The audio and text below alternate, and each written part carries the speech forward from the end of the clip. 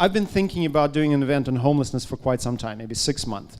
And how the event came in place is I met with Julie Kendig and said, Julie, I have this idea to do an event on homelessness, but I don't know anybody. Who would be the best person to talk to? And she said, you should talk to Dennis. Because Dennis just made a documentary called Tony the Movie that talks about homelessness in San Diego. And I met Dennis, and the rest is history. Because that's how this, Dennis helped meet everybody else and brought this wonderful panel together. So without further ado, let me introduce Dennis Stein, who created the Tony the Movie. He's also the owner of UPS stores in San Diego. Please welcome.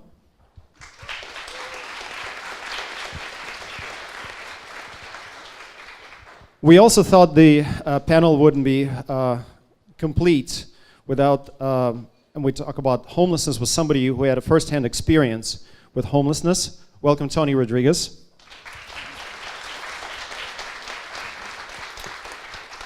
Also, please welcome Tamara Kohler, who is the Chief Operating Officer of San Diego Regional Task Force on Homelessness.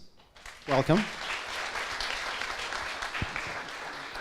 Please welcome Mitt Philbin, who is a real estate developer focused on people with special needs and homeless people. Please welcome Matt. And Ruth Bruland, who is a Division Director of St. Vincent de Paul Village. Please welcome Ruth. Dennis, take it away. Well, thank you everybody for being here, and I'm very happy to be sitting here with you all and with this great panel. I was going to introduce everybody, but he nailed that, so nice work there. We'll skip ahead so we can get straight into some questions. But real quick, I just want to tell you a little bit about the movie, how I got interested in the topic. About 2 years ago, I wanted to make a documentary, and I was really looking for a topic that would be important, and asked a friend what's not being addressed in the way it needs to. She said homelessness. I started looking into it. And then I didn't know how I was going to address it, but then I met Tony, and Tony really made the movie. His ability to express the challenges he goes through on camera is just amazing. There's that poster back there behind. You can see, if you go to tony-themovie.com, you can see the full movie. And so really got into the topic, and then went to Houston and saw some of the progress they had made there, looked at some of the techniques that they had used. We went to Atlanta. We saw Open Doors Atlanta and what they're doing there in a very specific niche and how they're making progress. And then we also went to Sacramento to see Sacramento self-help housing, and we wanted to bring all these ideas back in the movie to help San Diego have some more information to work with and some more inspiration, and so we hope we did that. And with that, I'm going to get straight into some questions here. And this is a question for Tamara, and it's the broad question that I hope will help you all understand this, because my role as the moderator is to be your advocate and hopefully ask questions that make this topic understandable. And also my other role, very importantly, is to cut any one of them off if they speak too long. So Tamara, could you tell us about the landscape of this sector? Who are the players from the federal government down to the local level, and how does the money flow, and who does what? That's a lot in 2 minutes, so we'll try. Let's start with where the funding comes from. A lot of it comes from the federal government. Federal government funding comes with a lot of rules and regulations and eligibility and process, and it takes some time for that money to flow to the direct service providers. There's state funding associated with this work, and many times cities, counties have funding for it as well. Most of them put that out in a competitive process, and nonprofits traditionally apply for that funding. Significant challenges in that, because a nonprofit has to determine how they're going to address an issue and submit an application in a competitive way with their cohorts and their partners, and be sometimes siloed in their efforts and not as collaborative. And unfortunately, the funding sometimes creates that. So as that funding flows to service providers, not all providers receive that funding. A lot of religious organizations don't receive federal funding because they want to serve their populations in different ways from that funding. But the reason we talk so much about federal funding, and primarily HUD, which is Housing and Urban Development, is because they traditionally are the ones who set the standards around housing. And we're trying to solve a homeless issue, which is a housing issue. And so many times there's a lot of process, a lot of bureaucracy, a lot of collecting of information and data. But it starts with federal definitions and federal money traditionally. Thank you. And so, Tony, could you tell us a little bit about your story? You know, how did you become homeless, and what was your path to? What research have you done to try to get housing over the years? And what are some of the struggles on the streets? Very broad question. So. Yeah, boy, that's a lot. What we talked about on the phone this morning. Yeah. Let's see, how did I become homeless? It was illness and loss of a job, loss of the apartment, and no backing from my dad. I don't have really, most of my dad's dead, my sister's gone, girlfriends are gone. So I really just have my mom, and she's Social Security, she can't really help me. So I had no one to turn to really, and so I found myself homeless. And then now, once I was homeless, there was not really a lot of information. There's a bathroom on 3rd Street where they post numbers for who to call for what you need, and the numbers a lot of times were disconnected. They were the wrong number, or they couldn't really, give you what you needed. So I got my information from the street, from other people, and that wasn't always correct either. Then I went on a journey to actually go to these places like St. Vincent de Paul and went through their program. And back then they ran it a little different. I wasn't really pleased. It didn't help me back then.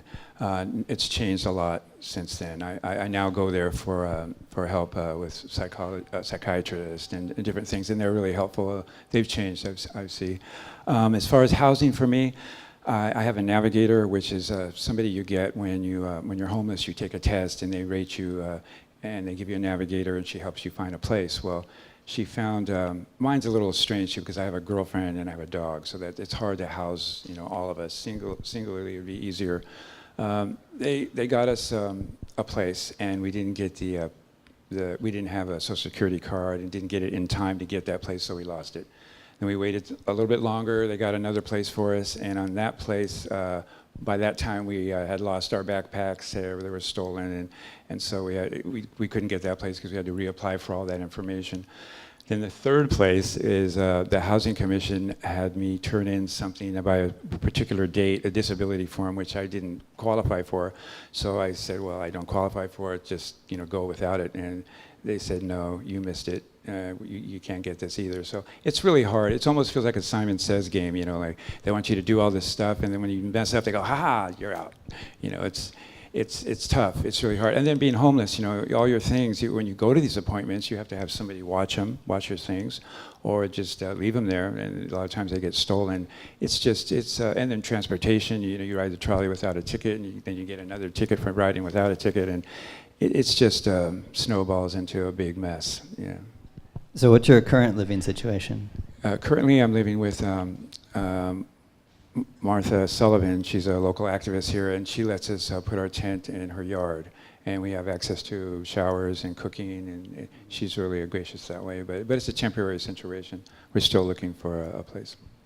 And so there's a lot of talk in the industry about housing first. That word comes up a lot. And Tony, what is housing first, and why do you feel it's important, or what do you see as it solving? I think it's the only way to go, really. Maybe first describe what it is.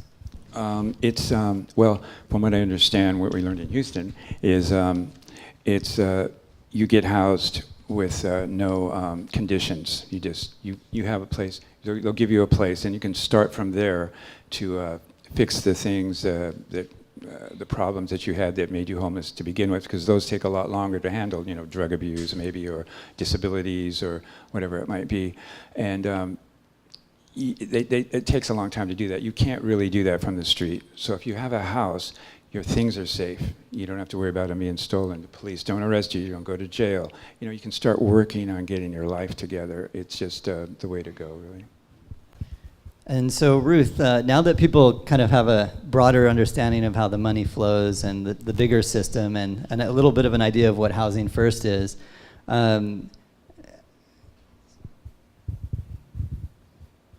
what are some of the challenges with implementing a Housing First approach in San Diego from the service provider's perspective? Well, I think Tony verbalized it really well. When they're federal dollars, you need to have documentation that will give them some sense of security that we're doing things by the book and they're not going to get in trouble with their funding streams, and locally there won't be trouble. So if they're federal dollars, we need to follow all of that. The Housing First is funded primarily by HUD. So all that work that Tony had to do with his documentation, and the safest place to keep your Social Security card is not on the street. And so that stuff can disappear like that. You're set back months while you're waiting to get that documentation back. So Housing First is really wonderful. Our shelter that Tony was probably in years and years ago still is 350 beds in one building. The town my grandma lived in was 350 people, and they had a mayor, but this is all in one building. It's very dense. I didn't work with the agency when that building was built, but my guess is they were trying to get as many people off the street as possible. But oh my word, if you've got any sense of claustrophobia, it's so tight. It's hard to keep things safe even there, but at least people aren't on the street, one could say. So that can be a place for people to go. Other shelters can be a place for people to go while they're getting that paperwork together. But the true goal, I think, for a lot of people is that you'd go directly from the sidewalk or the street into the permanent housing. Very tough to pull that off, particularly in San Diego. The housing market is so tight. Anybody in here look for an apartment in the recent past? A nightmare, total nightmare. If you're fully employed, no eviction history, just clean record, it's a nightmare. You add what happens to you on the slide into homelessness, you probably have an eviction or two in your history. Your job history might not be so great. If you've got illness on top of it that caused it, then you're really going to have some absenteeism in work and risk getting fired. Landlords like Matt, God love him, for his understanding that it's not a statement of value about someone, it's a statement of how harrowing that slide into homelessness is. But there are a fair number of landlords, not all of them, Matt's amazing, but there are also many landlords that are making money hand over fist right now. And so it can be very challenging to find a landlord that's willing to do it. Then the rents, your average one bedroom is about $1,800 right now, and if you get into the vacancy rate is about 3%.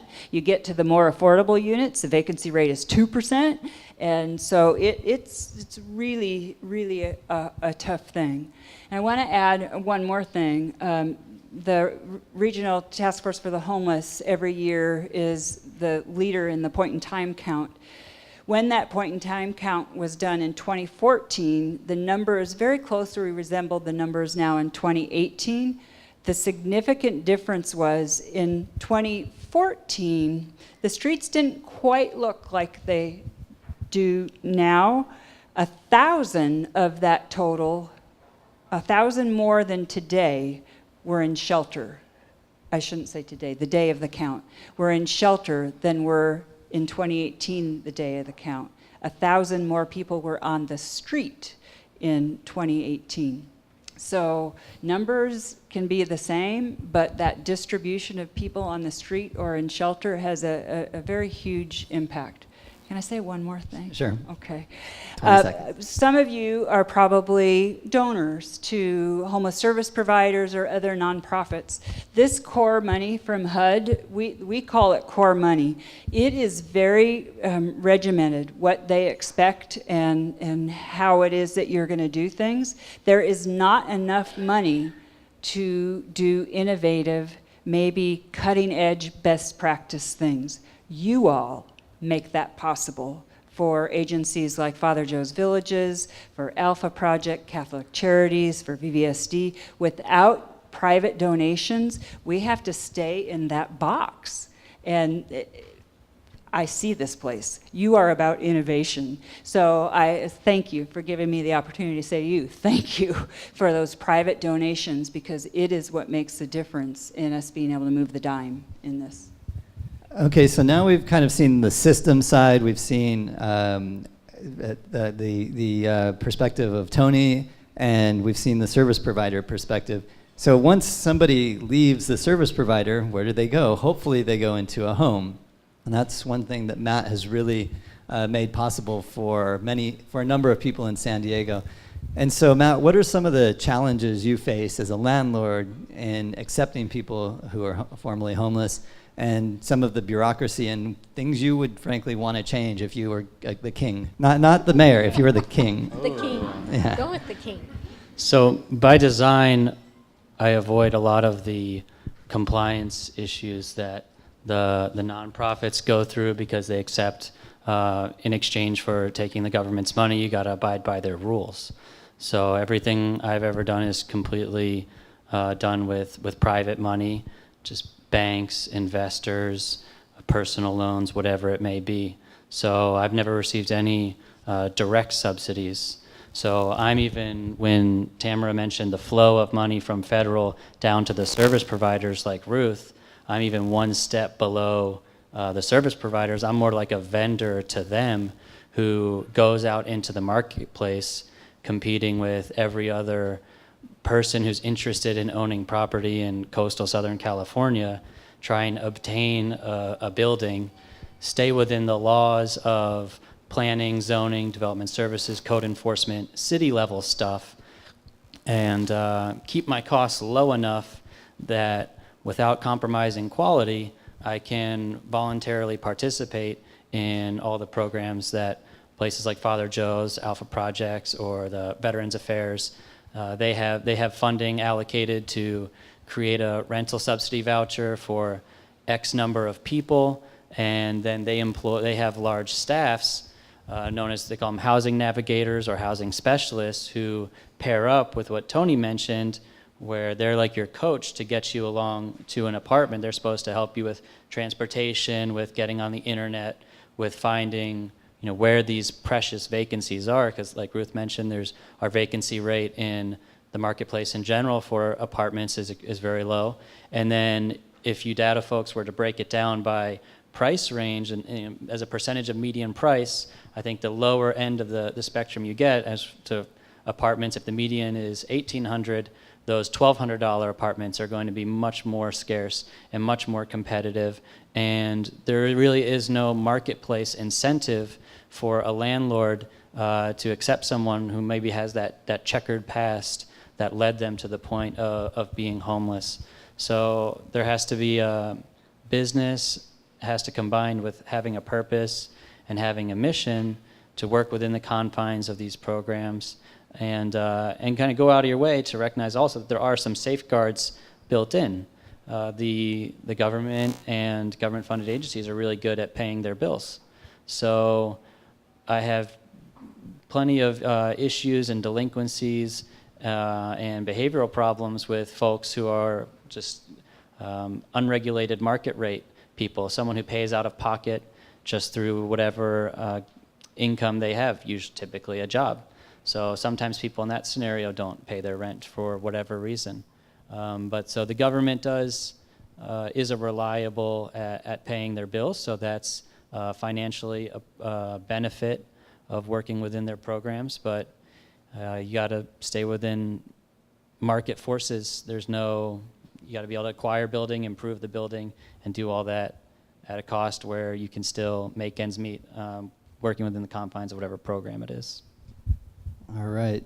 So, Ruth, what are the top 5 most important things that you track when it comes to measuring your organization's success in reducing homelessness?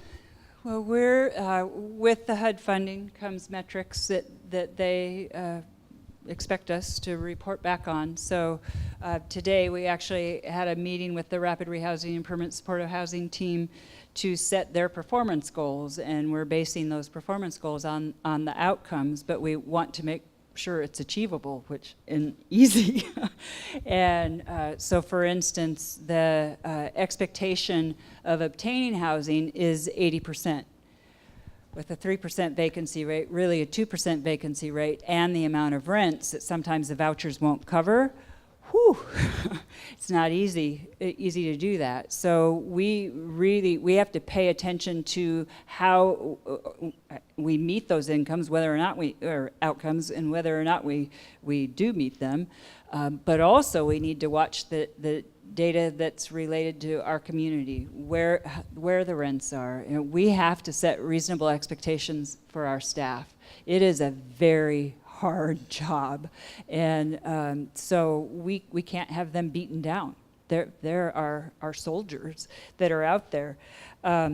We also care a lot about what happens to somebody in rapid rehousing, for instance, after we peel off. With rapid rehousing, you pay the rent for the entire rent for a certain amount of time, and then you titrate it back. That pulling back and having now the tenant, the formerly homeless person, start paying their rent can be a pretty traumatic and scary deal for that person. And so all providers across the country are kind of struggling with that transition, and so we're very much looking forward to, Tamara will probably talk at some point about how the RTFH is getting new software that's going to enable us to check recidivism across the community. We've had a homeless management information system software database for 25, almost 30 years, and so we can track it within our agency, but to track it throughout the region is something we very much look forward to. And then a metric that is still very hard to get is how effective are we being in reaching the most vulnerable? Project 25 was a program that really targeted the highest utilizers. It started a number of years ago and had the attention of the United Way. Brian Mansheim, he was a part of that. And because of that public attention, we got a lot of cooperation. It's a lot harder to get that cooperation when you don't have a very public process going. So I'm hopeful that between 211 and what the RTFH is putting together, we'll be able to more accurately target those high utilizers. One person can cost this community easily close to $1 million in 1 year. In 1 year. Why, oh why don't we want to pay their rent for a little bit? No. So to have those metrics more readily available will be terrific. And so that leads really well into the next question for Tamara, which is, what is HMIS? What is CES? And what are the changes that are happening to it right now? So those are lovely federal acronyms. Everything in the federal government goes by some acronym, which only if you're in this work do you actually know what any of those letters mean. So HMIS is a Homeless Management Information System, so it is a relational database. It is funded by, therefore mandated by HUD, and it is created to collect information in a very specific way. San Diego as a community had the same vendor, so the same platform, for almost 15 years.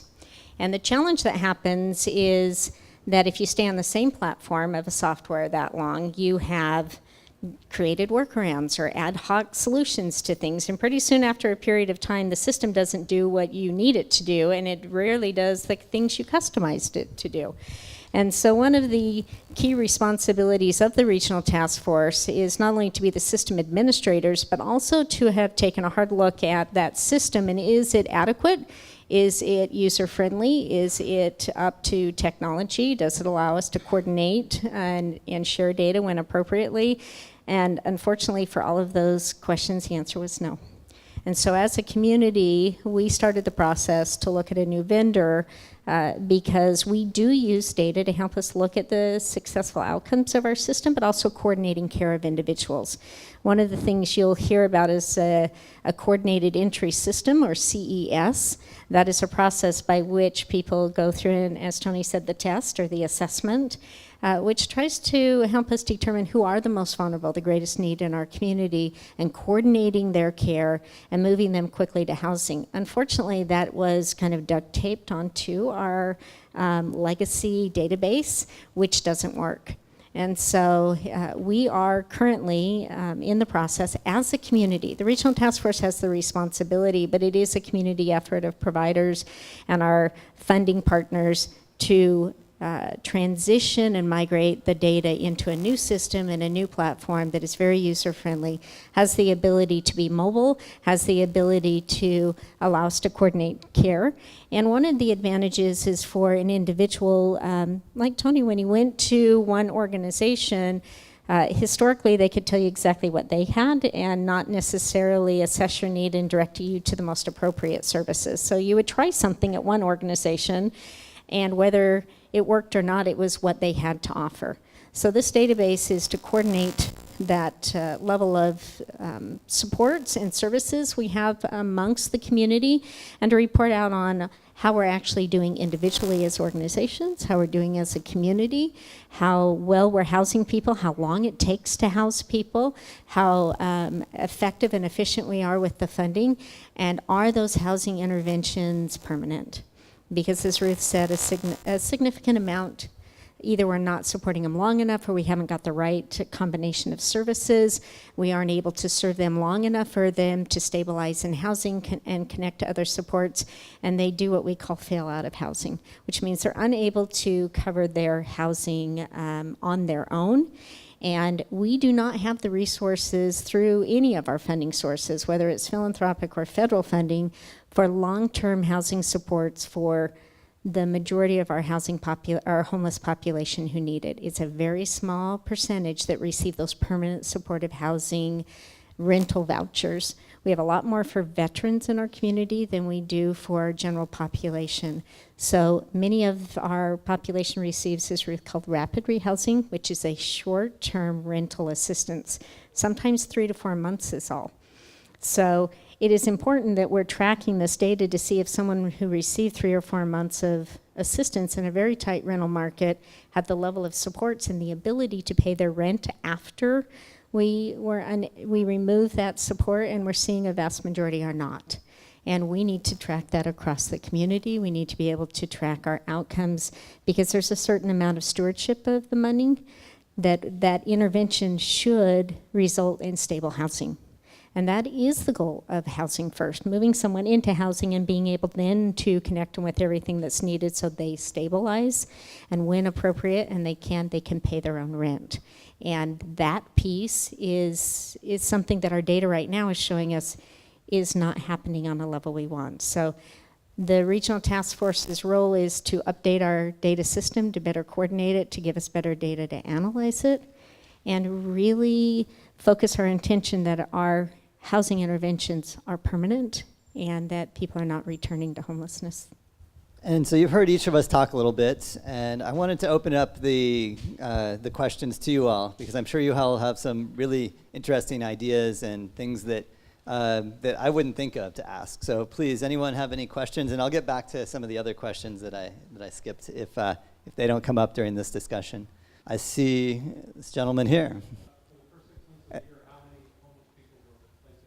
So for the first 6 months of the year, how many homeless people were placed into housing? So I wish I actually had my iPad to actually pull that up, because we track it in a couple different ways. As I said, there are those that go into permanent housing. There are those that go into rapid rehousing. There are those that receive a 1 month's assistance, which is prevention a lot of times, or diversion. So I can get you that information. I unfortunately don't have it at my fingertips, and I will never guess at the data. It is important that whatever numbers that we're putting out are true and accurate. Also equally important is not how many people we house, but how many retain their housing as well. And because it really, we can put the numbers out of how many people you house, but it's how many retain their housing is also an important data set. So my apologies for not having access to it, but I'm happy to provide that through whatever option or whatever way, either through email, or if you'll give me yours, I can share that and we can share it with the vast majority.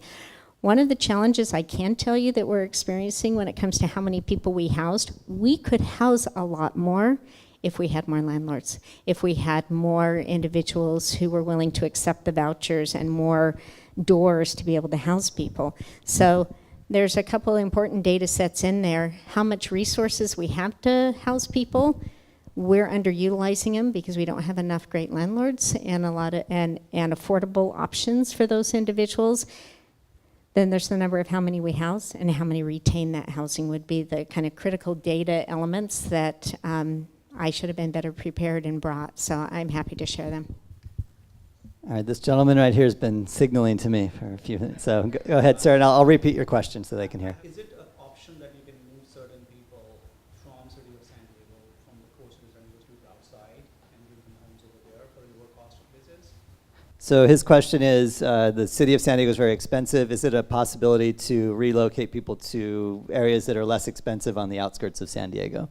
And looks like Matt wants to take that one. The most efficient solution I found so far was to purchase a mobile home park within San Diego County, but inland, where land is not at such a premium that it is here.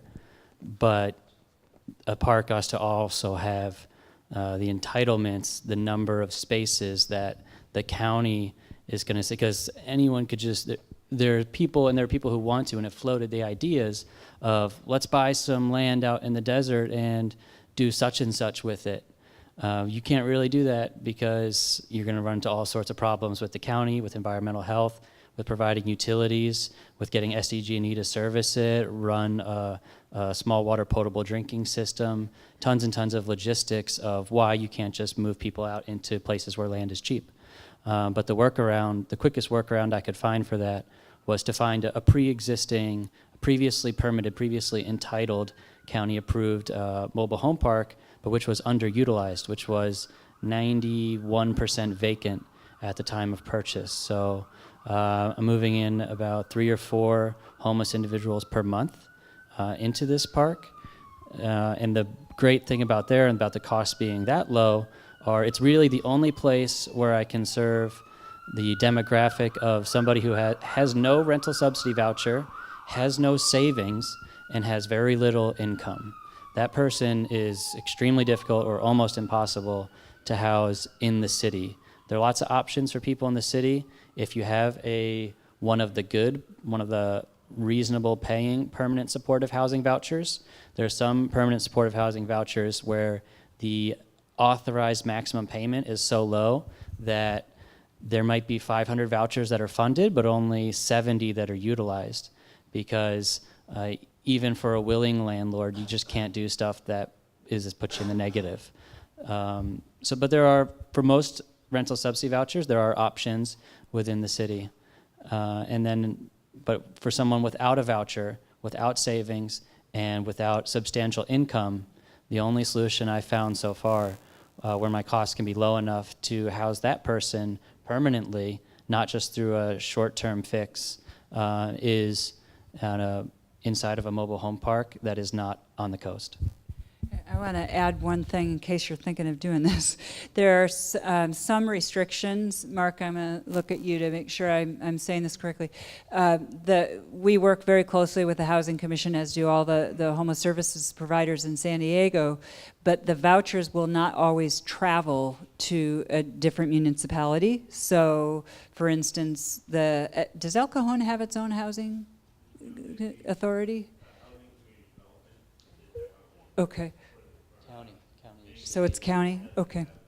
Okay. So some of them are more flexible than others, but there are some vouchers that we have to use within the city limits of the city of San Diego. So, not that, it's all expensive.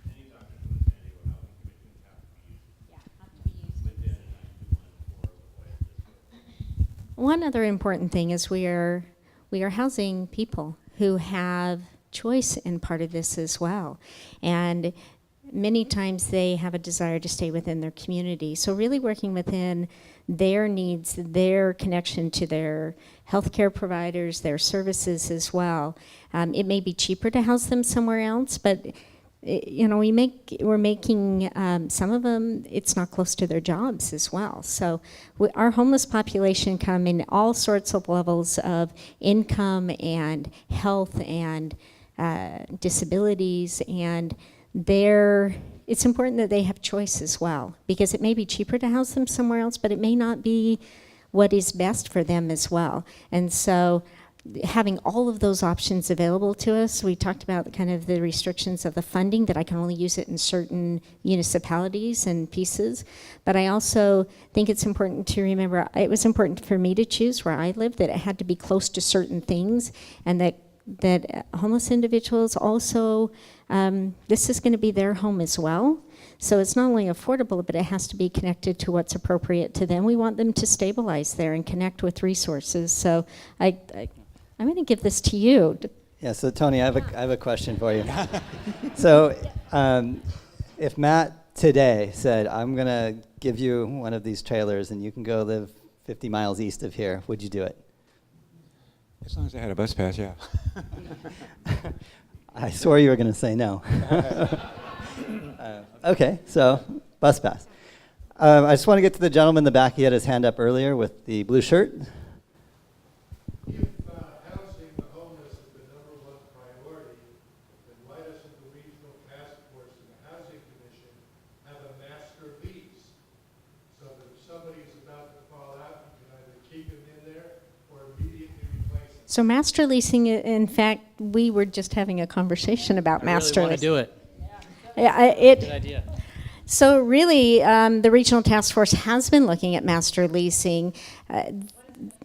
So master leasing is where the either an organization or a funder takes on the responsibility of the lease. So you right now, if you're renting, you signed the agreement with the landlord, right? And you're responsible. A master lease means someone else is responsible who is funding it, and therefore the client doesn't have to go through maybe all of the paperwork or the requirements for entry. So master leasing is an option, and we've been with community partners and with our property management really having conversations about how we can master lease across the region, so not just in the city, but in other cities.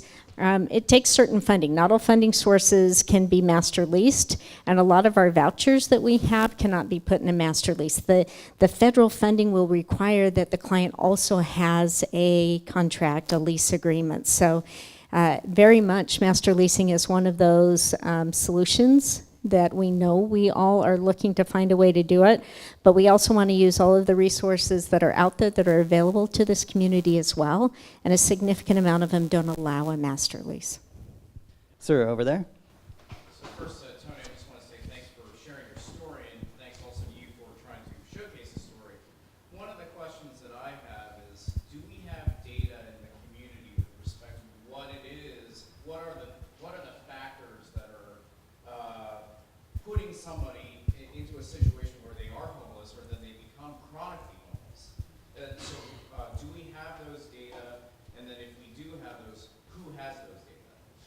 I was going to say, there is one of the activities around the point in time, which is a one-night census of our homeless population. We're really looking at those that are unsheltered, those in tents, cars, sleeping outside, and those in shelters. There is a survey process that we do, and we ask those questions. And interestingly enough, we're seeing more of those answers for this community, that people are experiencing homelessness because of an economic reason, a loss of job, high cost of housing, various things that kind of start a slippery slope, cost of healthcare, an illness, addictions, various things. So we do collect that on this one-night survey. Providers collect it a little bit differently on a kind of regular basis, because they're trying to right-size their services to meet that changing need. So, prior to Housing First being the focus of HUD, transitional housing got most of the funds that traveled to homeless services providers. And transitional housing was an up to 2-year program where people lived in shelter, so it was artificial surroundings. So we would have a family of maybe 6 people in one room, bathroom down the hall, only eat in the dining room. So it was, I understand why HUD is really moving to the Housing First entirely. But when it was transitional housing, because that person was there longer, we did a really deep dive assessment to find out what what kind of issues did they have that we could help them to address during that time with us, because the goal was that they would be able to move to unsubsidized housing. And in fact, of the 1,000 people a year that we helped to get into permanent housing when we were a transitional housing shop, 90% of them went to unsubsidized housing. The housing market was very different back then, so I don't know if it could be replicated now. But within that, we knew that a good part of our population anyway had serious mental illness, and that there were addiction issues. So that's why Father Joe's Villages got to the size that it is, because Father Joe saw an unmet need and said, well, let's get an outpatient treatment program. So we did. And then we needed to have more mental health people, so we got a clinic with mental health clinicians and psychiatrists. And how did we do this? Not through federal dollars, through donations. That's how we could be a little ahead of the curve. But it was fascinating. During this move to Housing First, some individuals who had not spent a lot of time in California insisted that our chronic homeless population should be at 10%. That was the average, and that's what San Diego had. Now, 30% is what they're acknowledging, that San Diego is at 30%. So we're higher in chronic homelessness than some other communities are. And maybe some of that's the weather, maybe it's some of investment in mental health. You know, the early release of prisoners as a result of some propositions that we all voted on and they passed, have put some folks on the street without support. And the prisons, from what I'm understanding, are becoming more and more impacted with people with serious mental illness. So it's not just homeless service providers, it's not just a regional task force, it's the justice system, it's the hospital systems. Tony, you could probably tell nightmarish stories of trying to access services when you're just one person going to a door trying to get help. Oh my gosh, it's really challenging. So I kind of lost track of where I was going with this, but Taking away that there are data, but it's not consistent and it's not particularly reliable. and it's not joint. Yeah. Probably the biggest thing is it's not shared data. So I like I said, I got close to 30 years worth of data. Our assessments, unfortunately, were hand done, and we've tried to translate that into something that's queryable, but oh my word, we just haven't gotten there. So we've got our data. RTFH doesn't necessarily, you don't have the deep dive data that we have from those years because we did those assessments, but hospitals would, maybe some jails would. They just don't talk to each other yet. I'm going to use the word yet because I think there's more and more recognition that we have to get there. So does this data qualify as open data, or are there any restrictions that limit sharing? Identified information, absolutely. There are restrictions. The 211, I've talked about this earlier today. 211 is working, they're the leader in trying to get the community information exchange used more universally, so that's another information system. And we seem to be making progress at getting approvals and permissions for people's data to be in there with a name attached. So we're on the cusp of some good things happening, but it's a really slow move, slower than climate change. I would also add that the environment's changing. We realize that a lot of the data has been very siloed and protected. Client privacy has been a really important piece. So we have healthcare data, we have behavioral healthcare data, we have data that comes through interaction with social systems, and they've all been siloed and very protected so that they're not shared. And we're learning that we need to coordinate that work and we need to coordinate that care. That's one of the advantages of 211.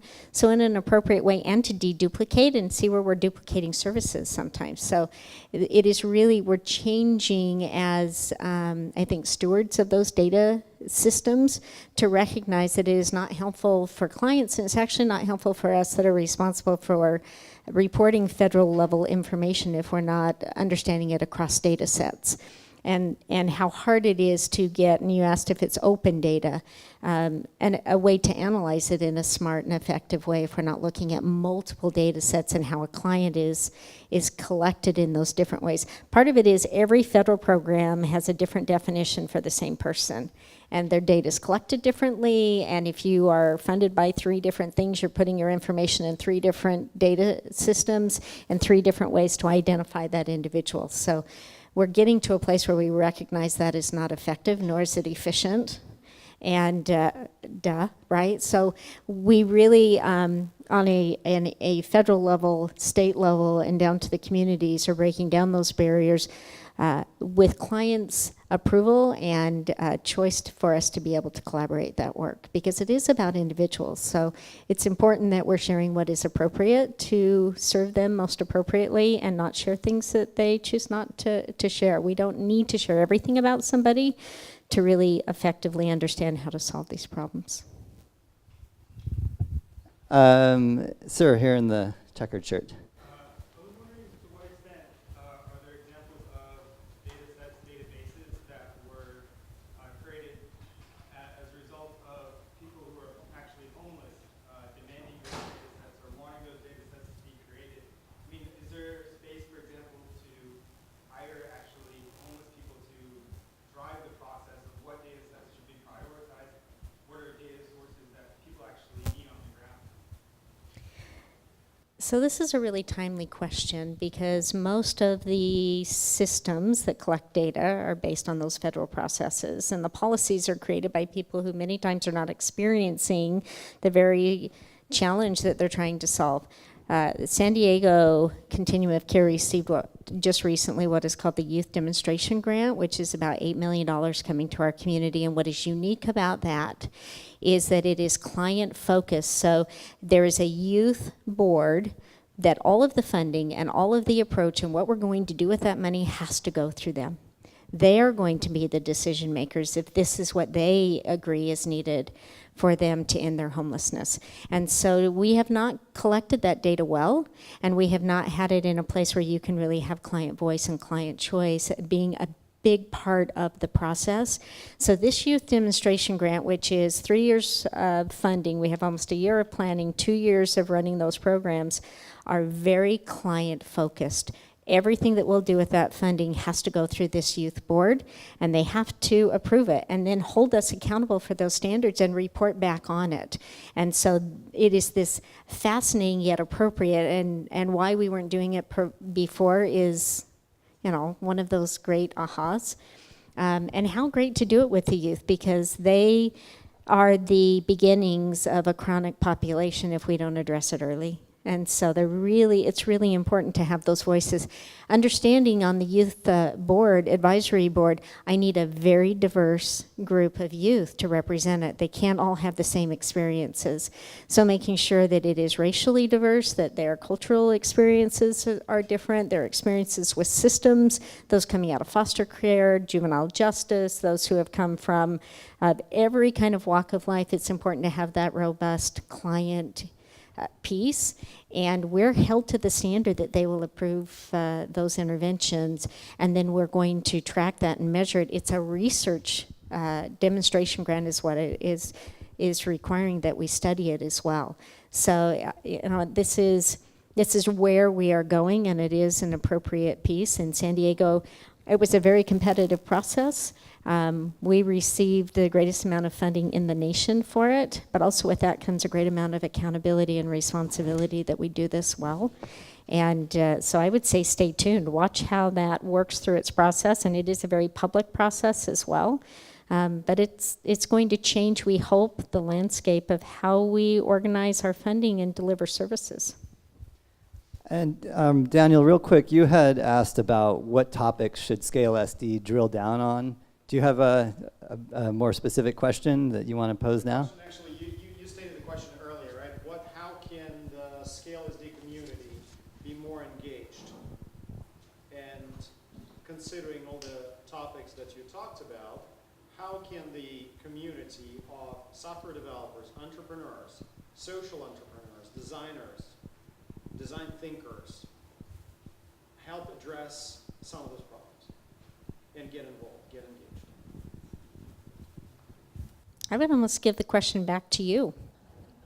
Because honestly, I think too often you look for someone who is entrenched in this work to answer that, and some of the best ideas and solutions I have heard have come from people not entrenched in it. I would say personally, the first thing that just shot in my head is assist in building pathways for communication so that every single aspect of this, like however you want to describe it, every single aspect can get to each other, because that's the main, I found, problem with any kind of cross communication. It's like when you're trying to communicate with the landlords and everyone who's in the housing, and then also communicate back to the client and anyone the client's being represented by or anything like that.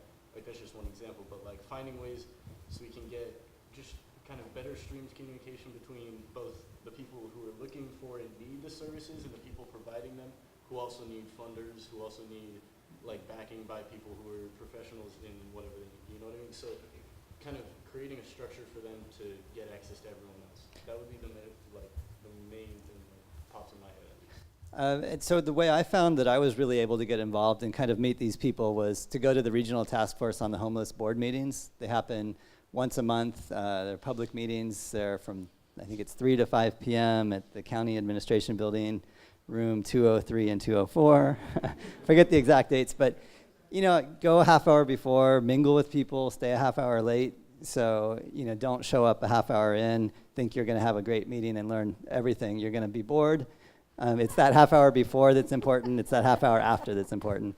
And then you can really get to know people, and you have that opportunity then to have those deeper conversations where you can really get involved. And you can say, hey, can I get access to this data? No, well, how could we? Or what can we, you know, do to make it so I can be more involved?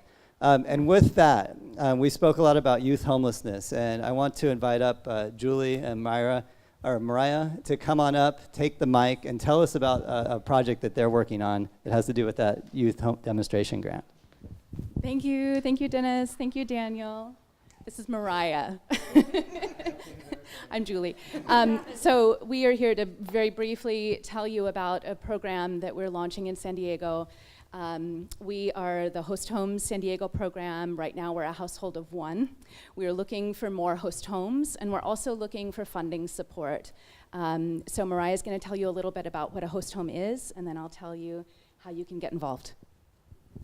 Okay, so a host home is basically a family that is financially able and willing to provide stable housing for a youth, pretty much. Right now, Julie is actually my host home provider, along with my 2 children. So I've been staying with her and her husband for a couple months now. It's going really good so far. And so basically that's what a host home is. You bring a youth in, they're in a need, you provide housing, you provide pretty much anything that they're in need of, but it's something that you would have to be willing to do. And pretty much you would be doing it as long as the youth would need it, or as long as you feel the need is still there. And I think that's it for as far as what that is. But we chose the youth because here in San Diego, there's not really a lot of programs that help homeless youth. I mean, you have to have like mental problems or pregnant or running from domestic violence just to get housing. Like, so that's why we decided to target the youth. But yeah, so we would love your support. We're getting geared up to apply for some of the funding that is coming through San Diego, and we're also getting geared up to public message this idea to recruit host homes. So please come see us afterwards. We have cards, and we'd love to talk with you. Thank you.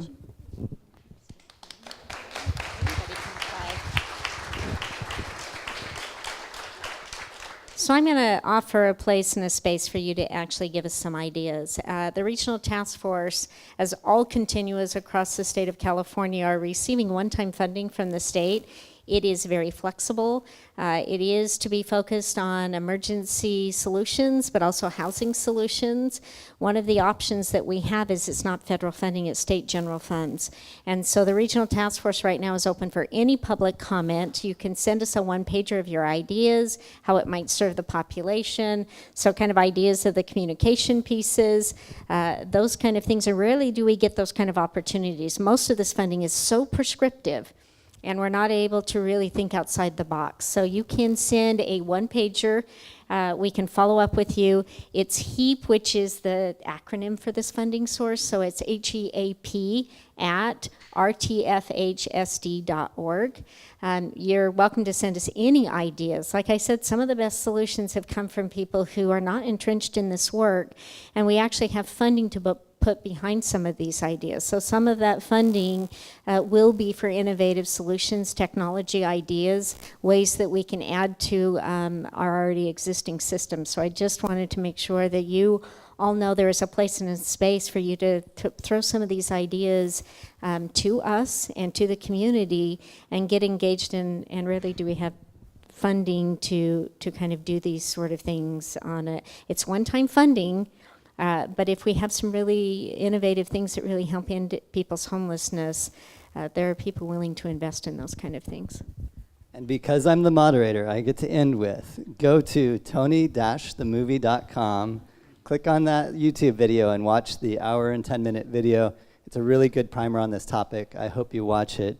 And with that, thank you very much. Thanks, Dennis. Thanks, everyone. I found it very informative, and I personally learned a lot tonight. But at the same time, I feel like we've just been scratching the surface. There's so much more to the topic. And I think, like personally, I would love to learn more about the data opportunities and what restrictions to the data are there, and what things that can be used right away, right?